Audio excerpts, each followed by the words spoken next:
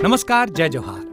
क्या आप भी गवर्नमेंट एग्जाम्स की तैयारी करना चाहते हैं? क्या आप भी मेमोरी टेक्निक्स और ट्रिक्स के जरिए बहुत ही कम समय में स्मार्ट स्टडी करना चाहते हैं? क्या आप चाहते हैं कि सीजी व्यापम टॉपर आपको पढ़ाए?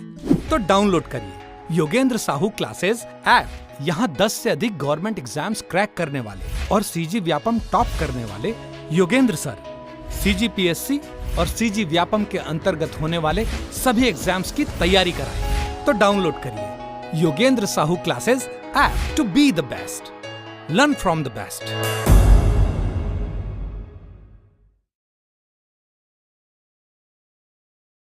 कोई भी सपना साकार करने के लिए सबसे जरूरी है सही कोच का होना। चुनिए Yogendra Sahu classes first rank को और करे अपने सीजी व्यापम CGPSC का सपना साकार। Download the app now.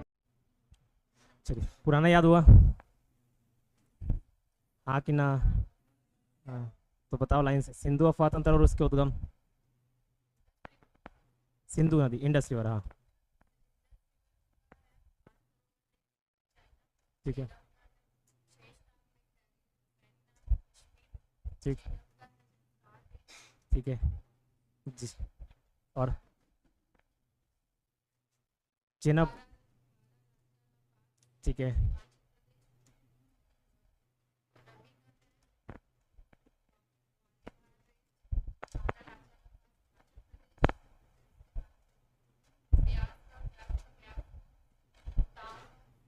ठीक। और राकास्ताल जी। इधर नायक जी बताइए। गंगा नदी की सहायक नदी लाइन से सभी, ठीक है।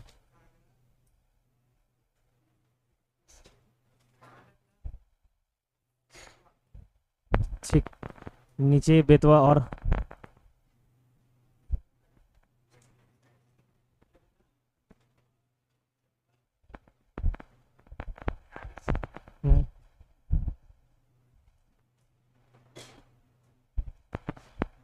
ठीक है। बेतवा है, केन है, सोन है। बेतवा को ऊपर बता दिए थे। इधर बताइए सर जी, बेतवा नदी कहाँ से निकलती है? हाँ, बेतवा कुमड़ा गांव। कुमड़ा गांव कहाँ? MP में। चलो ठीक ठीक, उम्मीद करता हूँ बाकी सभी याद करके रखे होंगे। ठीक है, तो एक ओवरव्यू दे दिया जितनी भी नदियाँ थी, है ना। क्या पढ़े थे? देखो, भारत की नदियों के अंतर्गत 2 डिवीजन देखे थे भारत की नदियों में। एक हिमालयन नदी और दूसरी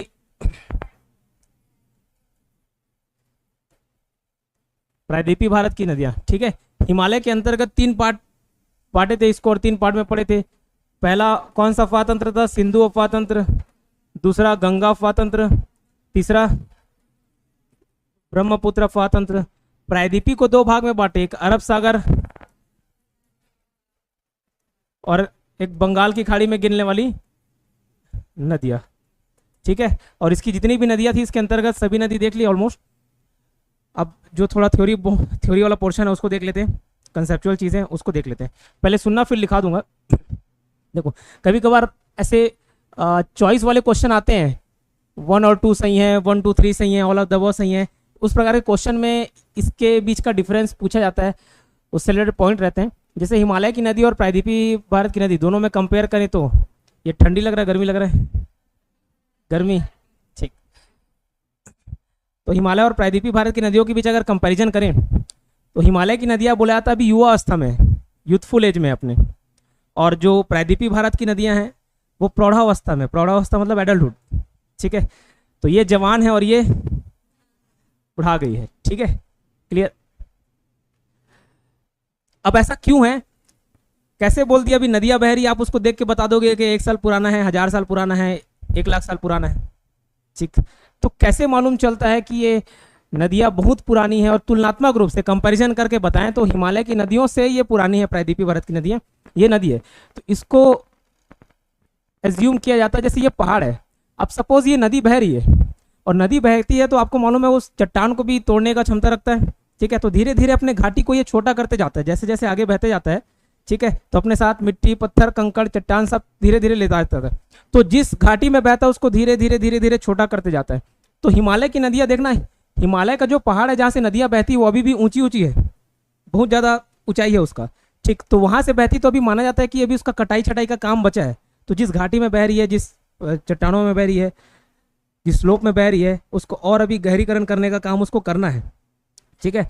और इधर का देखोगे जो प्रायद्वीपीय भारत की नदियां हैं तो वहाँ के जो पहाड़ की लंबाई है वो छोटी है, जिस जहाँ से नदी बह रही है उसकी जो वहाँ पे जो नदियाँ बह रही है उसमें कटाई छटाई का और काम बच नहीं गया है, ठीक है। बहुत ही ज़्यादा स्लोप उसका कम हो चुका है, ये ज़्यादा स्लोप और ये कम स्लोप समझ लो। तो ऐसे अनुमान लगाया जाता है कि हिमालय की नदियाँ थोड़ी सी यंग है और वो बूढ़ी हो गई है, ठीक है, क्लियर। इधर की नदियों की लंबाई बहुत ही ज़्यादा है और प्रायद्वीपीय भारत की नदियाँ जो है उसकी लंबाई थोड़ी कम है, ठीक है। अब ये कैसे मालूम, तो ये लंबाई देख के ही मालूम चल जाता है। जैसे इधर सिंधु नदी अफवाह तंत्र में ही एक नदी देखे, ब्रह्मपुत्र, सॉरी सिंधु नदी में सिंधु नदी, ब्रह्मपुत्र में ब्रह्मपुत्र, ये हिमालय की नदियाँ हैं। सिंधु नदी की लंबाई 2880 है और ब्रह्मपुत्र की लंबाई 2900 है, ठीक है, 10-20 का ही फर्क है। तो ब्रह्मपुत्र की नदी सबसे बड़ी नदी अगर पूछा जाए, लार्जेस्ट रिवर कौन सी है, ब्रह्मपुत्र, ठीक है। भारत में बहने वाली सबसे लंबी नदी पूछा जाए, भारत में बहने वाली ब्रह्मपुत्र, भारत की नदी गंगा, भारत में बहने वाली ब्रह्मपुत्र, भारत की नदी गंगा। तो भारत में बह रही ना, लेकिन भारत की नदी नहीं है, ठीक है। मैं भिलाई का पैदा हुआ हूँ, भिलाई में पैदा हुआ तो मैं भिलाई वाला हो गया, इंडिया में पैदा हो गया इंडियन हो गया, ऐसे ही तो काउंट करते हैं, ठीक है, ऐसे ही। तो लेकिन ये ब्रह्मपुत्र भारत से निकलती है क्या, नहीं, तिब्बत चाइना से निकलती है। तो ये भारत की नदी नहीं है, तिब्बत चाइना की नदी है, लेकिन भारत में बहती है क्या, हाँ। तो भारत की नदी नहीं है लेकिन भारत में बहने वाली नदी जरूर है, ठीक है। तो भारत में बहने वाली सबसे लंबी नदी ब्रह्मपुत्र 2900, उसके नीचे थोड़ा सा और कम हो जाता है 2880 है। लेकिन भारत की नदी बोला जाए तो गंगा, भारत की नदी गंगा, इसका जो लंबाई है 25-25 है, ठीक है। इसकी जो लंबाई है, इसका जो लेंथ है अभी लिखाऊंगा, पहले सुन लो। इसकी जो लंबाई है 25-25 है, 2525। ये इसको भारत की नदी क्यों बोले, क्योंकि इसका जो ओरिजिनेशन है उत्तराखंड से होता है, भागीरथी, अलकनंदा से दो नदी आके मिलती है देवप्रयाग में, वहाँ से गंगा नदी का निर्माण करती है, बताया था, ठीक है। अलकनंदा भी दो, धौली गंगा, विष्णु गंगा से मिलती है, फिर आगे अलग अलग नामकरण होता है उसका, ठीक है। तो ये 2525 इसकी लंबाई है, तो लंबी भी है और भारत की नदी भी, इतना क्लियर। तो इनकी ऊंचाई देखो, इनकी लंबाई देखो 2800-2900 के आसपास जा रहा है, 2500 से ऊपर ही है। लेकिन इधर प्रायद्वीपीय भारत की नदियाँ देखोगे, पेनिनसुलर रिवर में सबसे जो लंबी नदी है वो गोदावरी नदी, और गोदावरी नदी की लंबाई है 1465, ठीक है। इसकी जो लंबाई है कितना, 1465। तो कंपेयर किए, ये यंग एज है ये, ठीक, ये इसकी लंबाई ज़्यादा है, इसकी लंबाई कम है, ठीक। इधर की नदाई बोलता हूँ, नदियाँ जो है, इधर की नदियाँ जो है विसर्पण करती हैं, ग्लाइड करती हैं। ग्लाइडर आता है फिसल पट्टी, फिसलना, तो बहुत ज़्यादा फिसलने का मतलब वहाँ पे विसर्पण करना मतलब जैसे सांप चलता नहीं, ऐसे ऐसे, ठीक। और ऐसे ऐसे करते करते कभी उस जगह बह जाता है जहाँ बहना नहीं चाहिए, जहाँ सूखा है वहाँ गीला हो जाता है, ठीक है। तो ये नदियाँ क्या करती है, विसर्पण करती हैं, मतलब कभी भी अपना डायरेक्शन चेंज कर लेती हैं। और उधर का जो स्ट्रक्चर भी है हिमालयन तरफ का, वो अभी स्टेबल नहीं है, ठीक है, इसलिए ज़्यादा भूकंप आता है, ठीक है। नदियाँ भी कभी कभार चेंज कर लेती हैं, जैसे दो रास्ते हैं, आप इस रास्ते से जा रहे हो, अचानक से मन किया नहीं भाई आज इधर नहीं जाना है, तो इधर का रास्ता ले लिए, वैसे ये नदियाँ भी करती हैं। लेकिन जो प्रायद्वीपीय भारत की नदियाँ हैं, प्रायद्वीपीय भारत की नदियाँ जो हैं वो एक फिक्स डायरेक्शन में बहती हैं और वही रास्ते को ही फॉलो करती है, ठीक है। कारण क्यों, ये जो पठार वाला एरिया है ये बहुत ज़्यादा कठोर चट्टान से बना हुआ है, ठीक। तो इसके बीच एक रास्ता पहले से तय कर दिया है, चट्टान और यहाँ से बहना है, तो वो बहुत ज़्यादा विसर्पण नहीं करती है, एक फिक्स स्ट्रक्चर में ही बहती है, ठीक है। 3 डिफरेंस देख लिए, पहला उधर युवावस्था प्रौढ़ावस्था, लंबाई ज़्यादा लंबाई कम, इधर की विसर्पण करती, ग्लाइड करती है, उधर का नहीं करती। इधर की नदियाँ वर्षवाहिनी है, साल भर उसमें पानी रहता है। वर्षवाहिनी का मतलब होता है पेरेनियल, और इधर की नदियाँ सीजनल, मौसमी है, इधर पेरेनियल है, हाँ इधर पेरेनियल है, पेरेनियल मतलब वर्षवाहिनी, साल भर वहाँ पानी रहता है। यहाँ देखोगे आप छत्तीसगढ़ में रह रहे हो, प्रायद्वीपीय भारत वाले ही नदियाँ हो गई समझ लो, महानदी, शिवनाथ नदी, आसपास दोनों मिल जाएंगे आपको देखने को।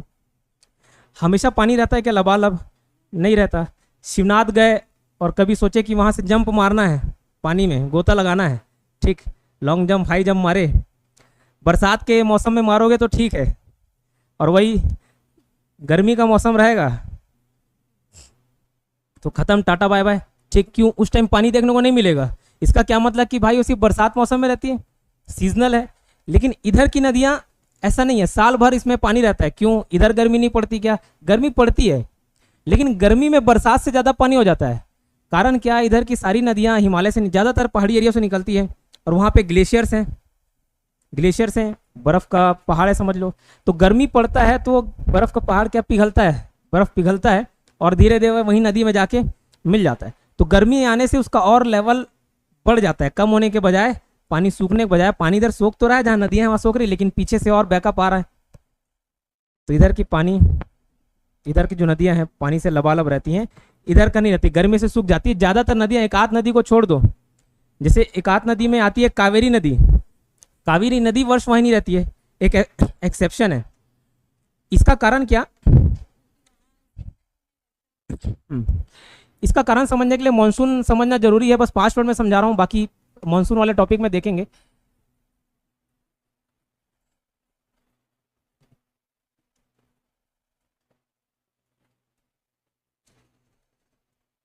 ये भारत, और ये भारत का प्रायद्वीपीय वाला हिस्सा, ठीक।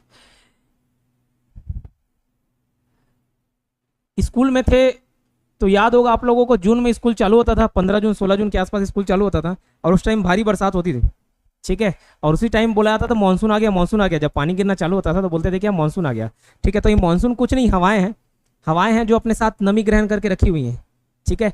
तो ये नीचे से आती है, भारत के नीचे से, और सबसे पहले इधर कौन सा है? केरला। और केरला का जो तट है, कोस्टल एरिया है, इसको क्या बुलाता है? मालाबार तट। ये इस एरिया को क्या बुलाता है? मालाबार तट। और ये वाला जो तमिलनाडु का एरिया है, इसको कौन सा तट बुलाता है? कोरोमंडल, ठीक है, अंग्रेजी में भी कोरोमंडल है। मालाबार, कोरोमंडल, मालाबार केरला में, कोरोमंडल तमिलनाडु में। तो जब ये हवाएं आती हैं केरला में टकराती है, 1 जून को पहुंच जाती मानसून। अभी आगे पीछे डेट हो जा रहा है, गर्मी में भी बरसात हो रहा है, ठीक है।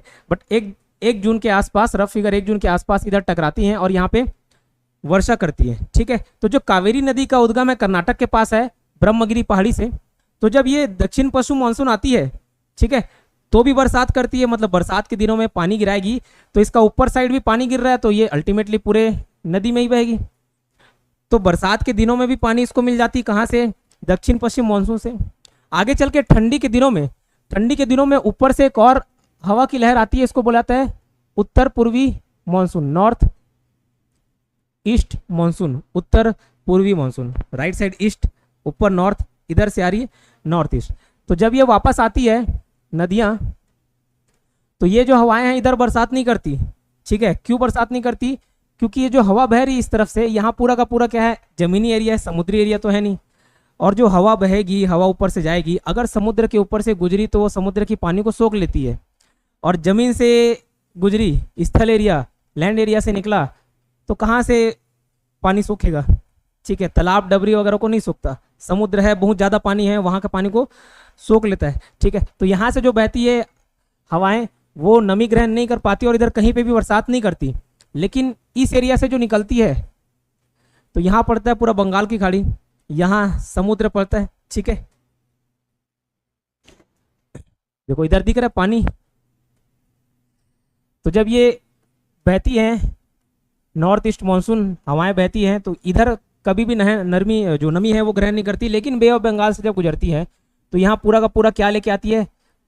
पानी अपने साथ सोख के लेकर आती है। और जब ये वापस लौटते होती है तो टकराती है इधर ये तमिलनाडु के तट पर, यहाँ दिख रहा है, ये है कोरोमंडल तट।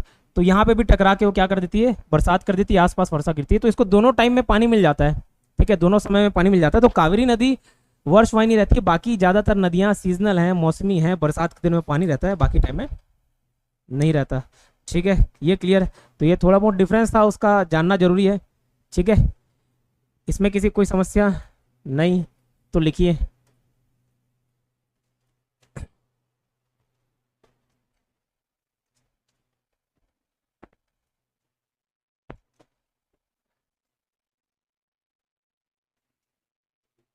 वापस से हेडिंग डालना, भारत की नदियां, हिमालयन रिवर्स, ठीक है। हिमालयन रिवर्स में सबसे इंडियन रिवर्स में पहला था हिमालयन रिवर्स, हिमालय की नदियां। और इधर क्या था, पेनिनसुलर रिवर, प्रायद्वीपीय भारत की नदियां, पेनिनसुलर, ठीक। ये चार्ट को दोबारा बनाएंगे आप।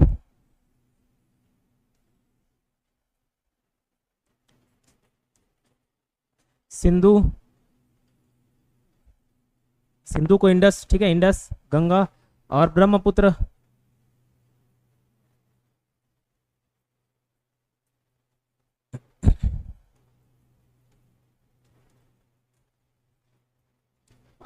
अरेबियन सी वाला और बे ऑफ बंगाल।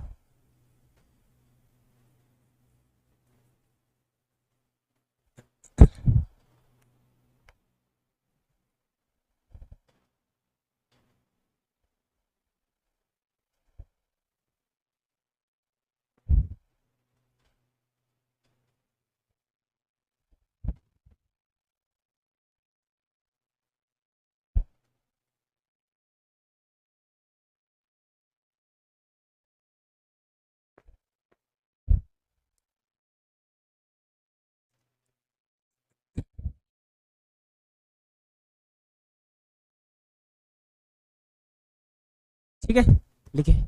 इसी के अंतर्गत पॉइंट लिखना, चार मेजर डिफरेंस लिख लेना, चार पॉइंट। जो हिमालय की नदियां हैं कैसी अवस्था में, बोला युवा अवस्था में, युवा अवस्था, यूथफुल एज में है, बोल लो यूथफुल एज में है, ठीक है। जस्ट इसके सामने पॉइंट लिख लेना, ये कौन से एज में है, एडल्टहुड, प्रौढ़ावस्था, प्रौढ़ावस्था।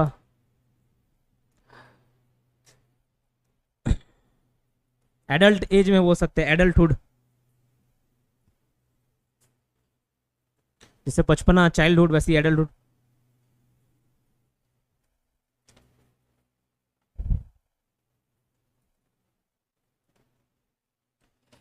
इधर की लंबाई क्या रहती है, ज्यादा रहता है, ठीक है। इनकी जो लेंथ है, लेंथ लंबाई, वो तुलनात्मक रूप से ज्यादा है।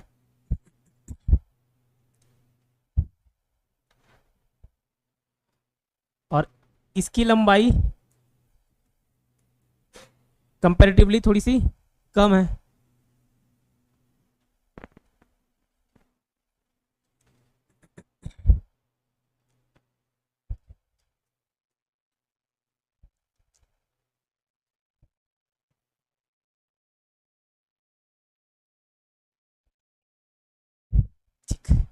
तीसरा पॉइंट लिखना, ये वर्षवाहिनी होती है, ये नदियां वर्षवाहिनी, मतलब साल भर इसमें जल रहता है, वर्षवाहिनी।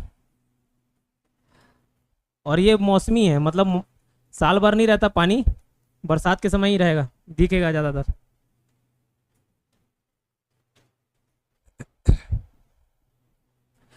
इसको बोला जाता है पेरेनियल, वर्षवाहिनी मतलब पेरेनियल, मौसमी, सीजनल। और एक पॉइंट, ये विसर्पण करती है, ठीक है।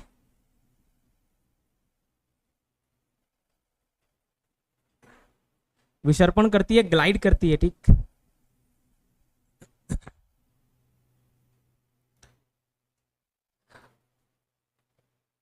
और ये क्या एकदम फिक्स्ड स्ट्रक्चर में बहती है,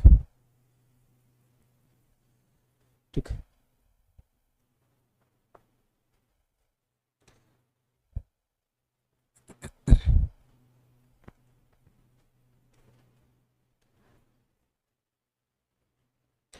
ठीक, ये ऐसा बोल सकते हैं कठोर संरचना है, उसी के अंतर्गत ये बहती है।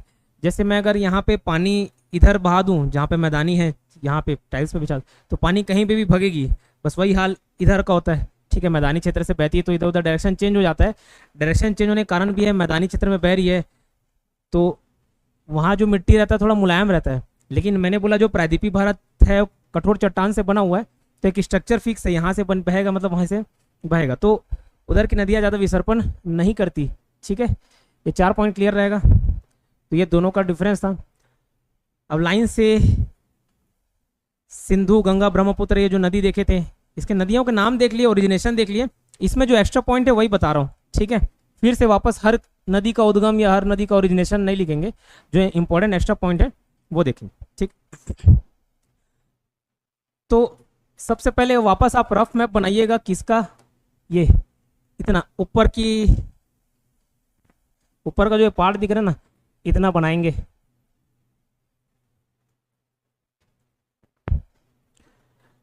हेडिंग डालना, सिंधु नदी अफवाह तंत्र, इंडस रिवर सिस्टम,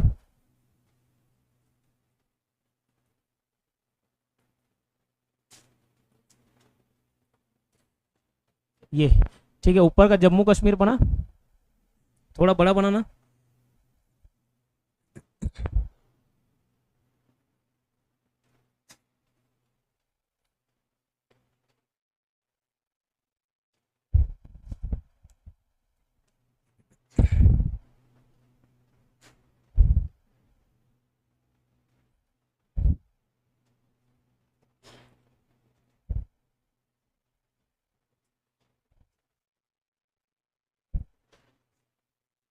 अब देखो यहाँ मानसरोवर झील के पास ये नदी निकली, कौन सी, सिंधु, ठीक है। इधर जा रहा है कौन सा, सतलज, ठीक है।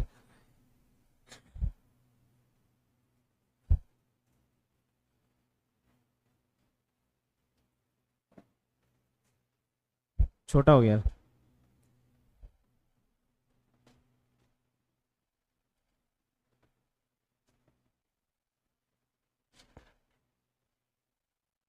सिंधु, सतलज,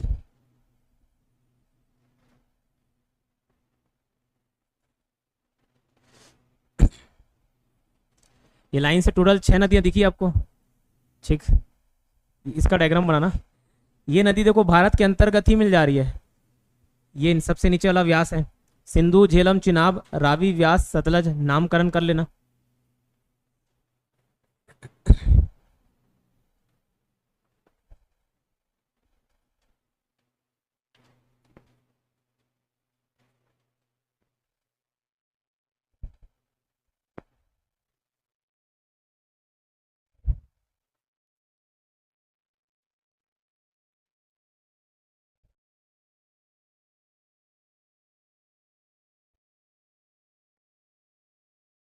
ठीक,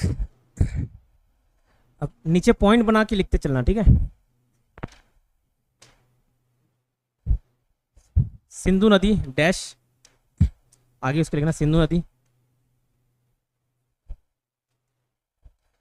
लद्दाख व जास्कर के बीच बहती है। लद्दाख और जास्कर, श्रेणी मतलब रेंज, लद्दाख और जास्कर के बीच बहती है। लद्दाख व जास्कर के बीच बहती है लिखना, फिर एक्सप्लेन कर दूंगा। अब उसको हिंदी इंग्लिश मिक्स लिख लेना, ठीक है। लद्दाख व जास्कर श्रेणी के बीच बहती है, लद्दाख व जास्कर रेंज के बीच बहती है। सिंधु नदी के राइट साइड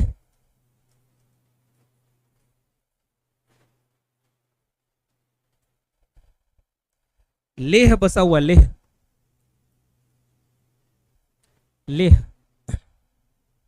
ठीक है। मतलब उसके तट पर पूछा जाता है कि सिंधु नदी के तट पर कौन सा जगह बसा हुआ है, कौन सा शहर बसा हुआ है उसके तट पर। उसका तट मतलब बैंक, तो कौन सा शहर, लेह।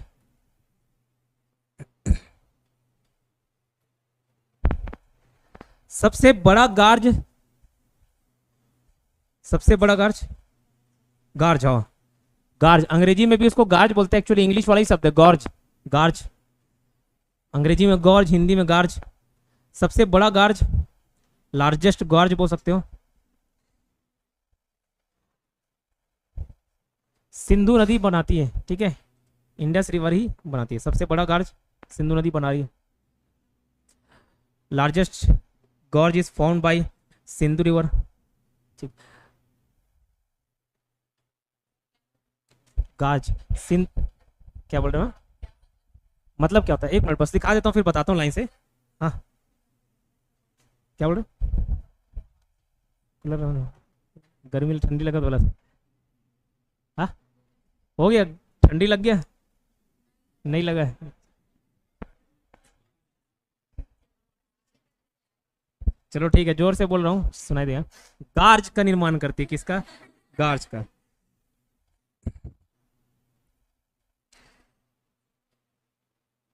क्या होता है बताता हूँ, और उसमें पॉइंट लिखना।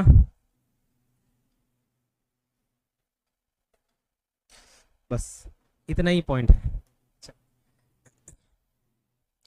सबसे पहला पॉइंट क्या लिखे? जास्कर, लद्दाख और जास्कर के बीच बहती है। अब ये लद्दाख और जास्कर क्या हो गया?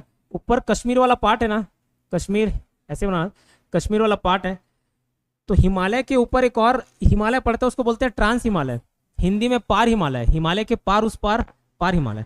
वो हिमालय का पार्ट नहीं है, बस हिमालय नाम दे दिया गया, ठीक है। हिमालय की कितनी श्रेणियां हैं पूछे तो वो 3 श्रेणियां हैं, वृहद हिमालय, लघु हिमालय, शिवालिक हिमालय। ग्रेटर हिमालय, लेसर हिमालय, शिवालिक हिमालय, ठीक है, ये 3 श्रेणी है। इस हिमालय के ऊपर एक और हिमालय पड़ता है, उसको ट्रांस हिमालय बोला जाता है। ट्रांस हिमालय, हिंदी में पार हिमालय, ठीक। वो जो ट्रांस हिमालय है, उस ट्रांस हिमालय की भी 3 श्रेणियां हैं। क्या क्या नाम है? KLJ, काराकोरम, लद्दाख, जास्कर। कैसे याद करना उसको? कलेजा से याद कर लेना। अब ऊपर वहां पे टेररिस्ट रहता है, टेररिस्ट अटैक होता है, वहां पे सेना तैनात है, और कौन तैनात हो सकता है? जिसके पास क्या है? कलेजा है। तो कलेजा से आना KLJ, कलेजा, काराकोरम, लद्दाख और जास्कर, ये 3 श्रेणी है। तो जो सिंधु नदी है वो किसके बीच से बहती है? बोला लद्दाख और जास्कर। ये लद्दाख और ये जास्कर है, तो नदी यहाँ से बह रही है। और उसके राइट साइड कौन सा शहर बसा हुआ है? लेह, ठीक है। राइट साइड, लेफ्ट साइड याद रखना, दाहिने तट पर, ठीक है। दाहिने तट पर कौन सा शहर है? लेह है, ठीक है। ये क्लियर। गार्ज का निर्माण करती लिखा। अब ये गार्ज क्या है? मैंने बताया कि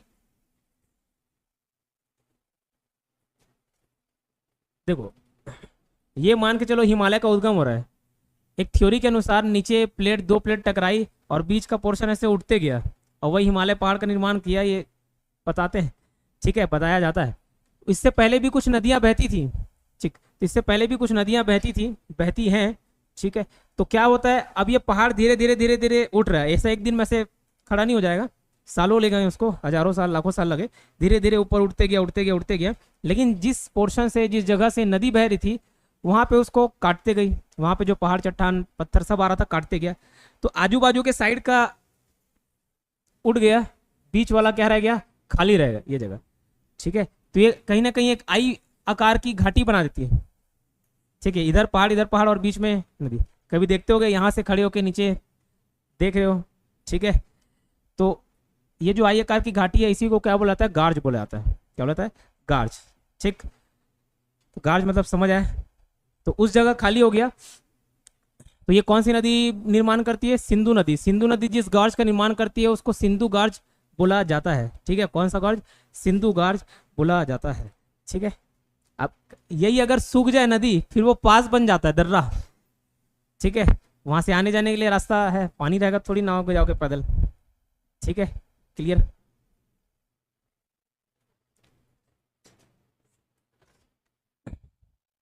नेक्स्ट पॉइंट लिखना,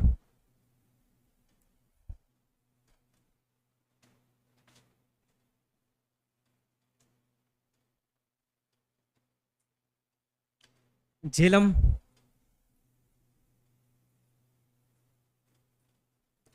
ठीक है। झेलम के अंतर्गत लिखना, ये कश्मीर घाटी से गुजरती है। कश्मीर घाटी, कश्मीर वैली, ठीक है।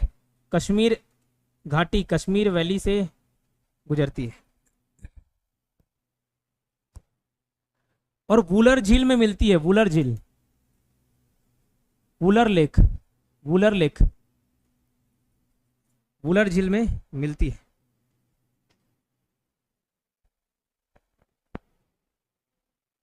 वूलर झील में मिलती है।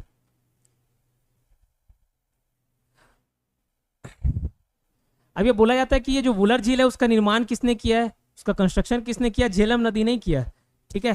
झेलम नदी ने। अब ये कैसे निर्माण किया? जैसे ये नदी बह रही है, ठीक, ऐसे अलग डायरेक्शन में, कुछ फ्लो ऐसे भी आ गया, थोड़ा बहुत पानी इधर आ गया, ठीक, अपनी मुख्य धारा से बटकर आगे चल के ये गोल सा स्ट्रक्चर फॉर्म हो जाता है जहाँ पानी का जमाव हो जाता है, ठीक है। और ये अपनी मुख्य धारा में बहते रहती है। ये जो फिर पोर्शन है ये क्या बन गया, झील के रूप में बन गया। ठीक है, झील का फॉर्म ले लिया, लेक का फॉर्म ले लिया। इसी को बोला जाता है हिंदी में गोखुर झील। अगर पूछा जाए कि वुलर झील किस प्रकार का झील है, गोखुर झील, ऑक्सबो लेक। ठीक, तो लिखिए वुलर झील का निर्माण, वुलर झील का निर्माण, उसका कंस्ट्रक्शन किसने किया, वुलर लेक का। ठीक है, झेलम, इसका निर्माण किसने किया, झेलम नदी ने।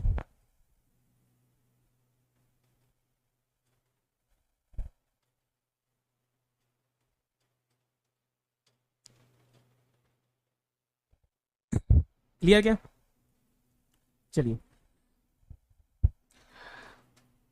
और लिखना वुलर लेक, वुलर झील किस प्रकार का झील है पूछने से हिंदी वाले लिखना गोखुर झील, और अंग्रेजी में लिखना ऑक्सबो लेक।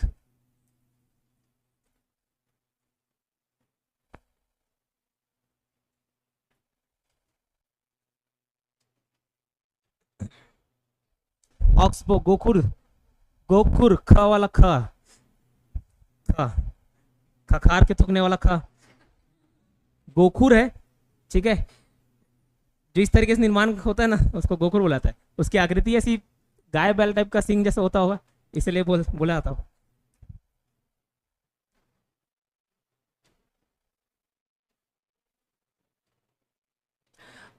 अब ये देखो झेलम नदी, झेलम नदी के बारे में लिख रहे हैं। ये नदी यहाँ से निकल तो रही है, आगे चल के ये पाकिस्तान और इंडिया के बॉर्डर पे बहती है। ठीक है, कौन सी ऐसी नदी है जो पाकिस्तान और इंडिया के बॉर्डर पे बहती है पूछने से झेलम नदी। आगे चल के भले दूसरी नदी में मिल जाती है, लेकिन लिखना नेक्स्ट पॉइंट, यह पाकिस्तान के साथ सीमा बनाती है। ठीक है, मतलब पाकिस्तान के साथ बॉर्डर बनाती है।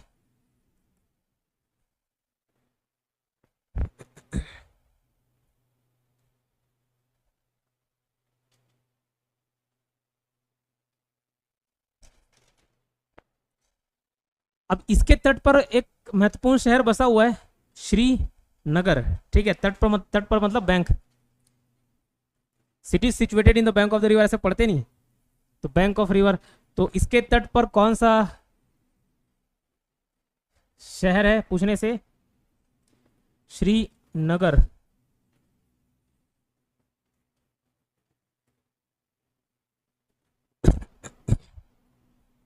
श्रीनगर, क्लियर।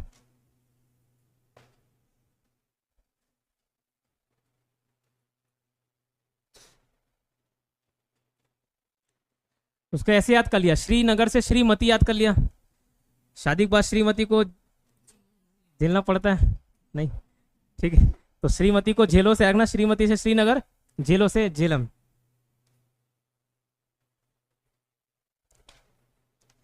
ठीक, लिखना यह नदी विसर्पण करती है, ग्लाइड करती है।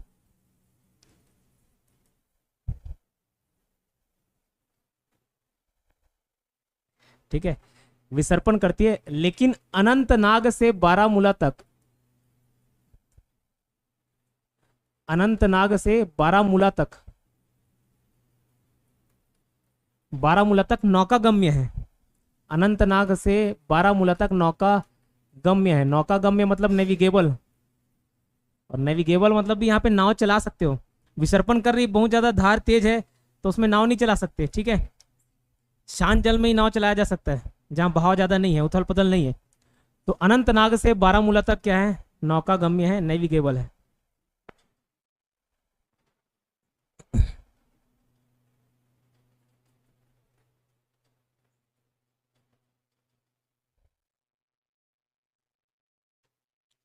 नेक्स्ट सतलज करके डैश करके लिखना, कहाँ से निकलती वो सब तो याद कर लिए।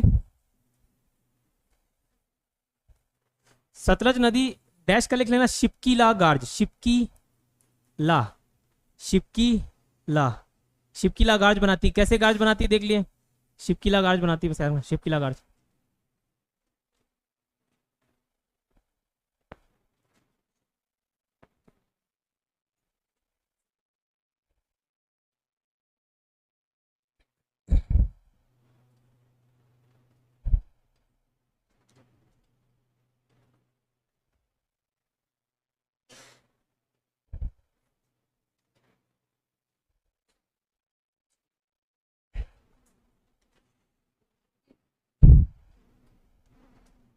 ठीक।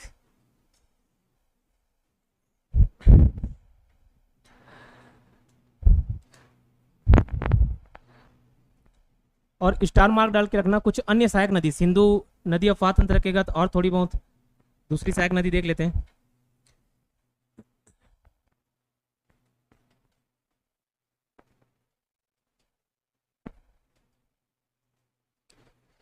पहले लिखना कुर्रम, कुर्रम,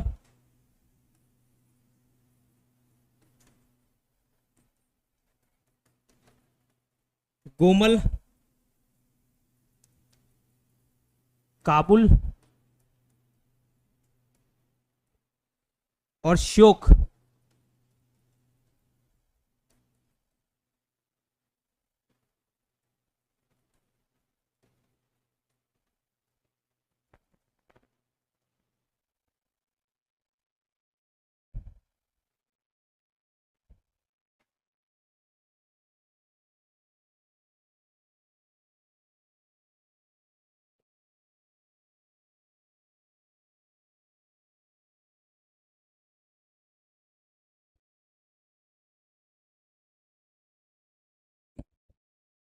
देखो ये और सारी बहुत सारी सहायक नदियां, टोटल 8 नदी। ये जो ऊपर है ना, ये एक किताब में पढ़ा था कि ये उत्तर से आकर मिलने वाली नदियां हैं। ठीक है, नॉर्दर्न ट्रिब्यूटरीज हैं, उत्तर की सहायक नदियां हैं। लेकिन फिर किसी किताब में किसी को इधर रख दिया, किसी को इधर रख दिया। ठीक है, बट अल्टीमेटली याद क्या रखना, ये सारी की सारी किसकी सहायक नदी हैं? सिंधु की सहायक नदियां हैं। ठीक है, और छोटी मोटी नदियां, इसको बोल सकते हो उत्तर की सहायक नदियां। लिख लेना, लेकिन बता दिया कंट्रोवर्सी है, कोई उत्तर से कोई दक्षिण से बोल रहा है। अब मैं खुद जाके देखा नहीं हूँ, किताबों के भरोसे ही है। ठीक है, तो कुर्रम, गोमल, काबुल, श्योक।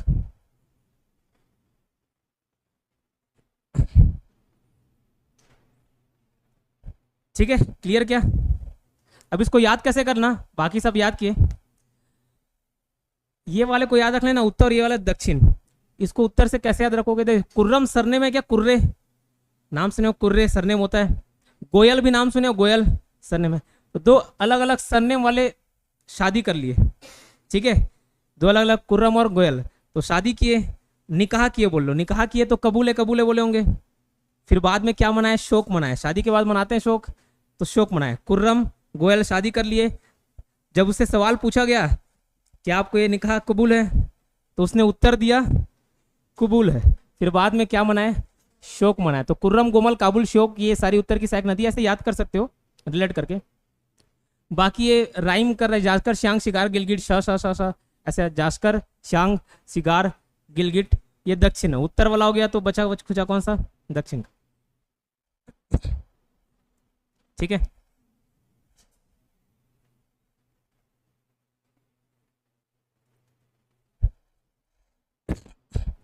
इतना क्लियर? एक और पॉइंट छूट गया बताना। देखो, सिंधु अफवाह तंत्र की सभी नदियां पाकिस्तान में जाके मिलती हैं, यहां नहीं मिलती। ठीक है, लेकिन एकमात्र नदी कौन सी है? व्यास नदी, जो इंडिया से निकलती है, इंडिया में मिलती है। कहाँ मिलती है? कपूरथला के पास। तो पॉइंट लिखना, व्यास नदी जो है, BEAS, व्यास, ये पंजाब में, पंजाब के पास एक जगह है, जगह का नाम है कपूरथला। कपूरथला, थला, कपूरथला।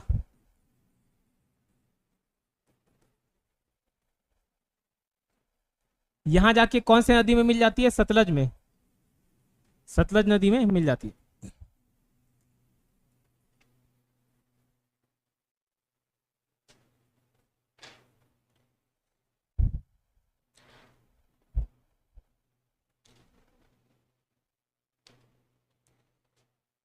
ठीक, आगे चलकर सिंधु और सतलज भी तो कहीं पे मिले थे, ऐसा बनाए थे डायग्राम। सिंधु और सतलज भी मिले थे, तो जहां पे इनका मुलाकात होता है उसको क्या बोलते हैं? उसका नाम है मिठान कोट। सिंधु और सतलज, पठानकोट सुने होगे, उधर पाकिस्तान में हमला हुआ था, बमबारी हुआ था, तो वैसे ही पठानकोट से मिलता जुलता नाम याद रख लेना, मिठान कोट।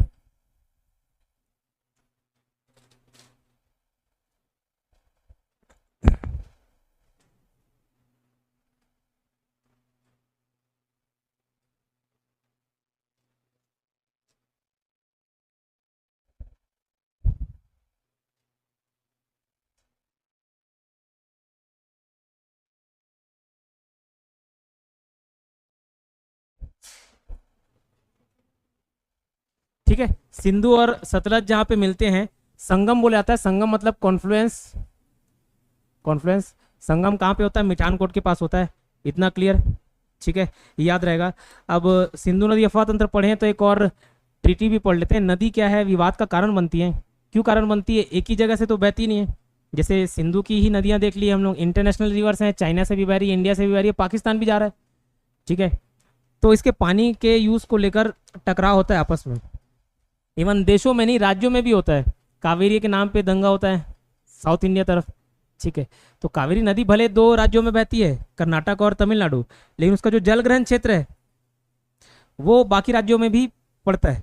तो उसके पानी को उपयोग करने के लेकर विवाद रहता है। एक तो वैसे ही सिंधु नदी के पानी को यूज करने को लेकर भी विवाद था, ठीक है। अब तो ये विवाद को कैसे सुलझाया गया? एक समझौता हुआ, सिंधु नदी समझौता बुलाते हैं, इंडस वाटर ट्रीटी 1960 में। इसमें यह बोला गया कि सिंधु अफवाह तंत्र के अंतर्गत बड़ी नदियों में 6 नदी है, सिंधु, झेलम, चिनाब, रावी या सतलज। तो ऊपर की 3 नदियों का 20% हिस्सा पाकिस्तान यूज करेगा, 80% हिस्सा, 20% इंडिया यूज करेगा, 80% पाकिस्तान यूज करेगा। नीचे की 3 नदियों का पानी 80% इंडिया, 20% पाकिस्तान। इतना क्लियर, ठीक है। लेकिन इंडिया नीचे वाले का 80% तो यूज करता है, ऊपर वाले भी 80 कर लेता है, तो विवाद का कारण बनता है। गुजर तो इंडिया से रही ना, डैम बना लिए, कुछ कर लिए। ये युद्ध की दृष्टि से भी इंपॉर्टेंट होता है नदी। अब बोलोगे नदी कैसे हथियार के रूप में काम करती है? पानी रोक लिए, उधर भूखा प्यासा मर जाएगा डैम बना के, ठीक है। तो अभी तो पहले के जमाने में जब कोई किले में आक्रमण करने जाता था, या तो लड़ लो, और कोई किले से बाहर ही नहीं निकल रहा है, 6-7 महीने साल भर का अनाज लेके बैठा हुआ है, तो कितने दिन तक अनाज पूरे, कितने दिन तक चलेगा? तो बाहर क्या करते थे? हाँ, घेराबंदी करते थे, सप्लाई रोक देते थे, खाने पीने का सप्लाई रोक देते थे। वैसे ही पानी रोक दोगे तो कितने दिन तक जिंदा रहेगा? ठीक है, सरेंडर करना पड़ जाता है। और ज़्यादा ही पानी है तो छोड़ दो, डैम खोल दो, तो उधर बाढ़ आ जाएगा, ठीक है। तो ये भी एक हथियार है। तो लिखना सिंधु नदी समझौता, सिंधु नदी समझौता, इंडस वाटर ट्रीटी। समझौता मतलब ट्रीटी, संधि समझौता मतलब ट्रीटी।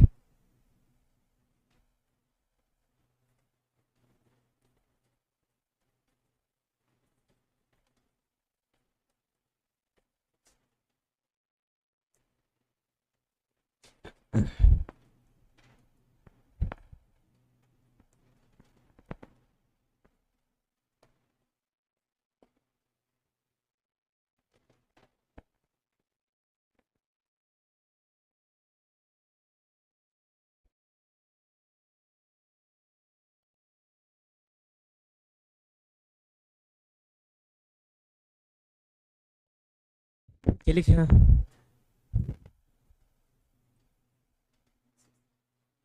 क्या? हाँ, 1960, 1960।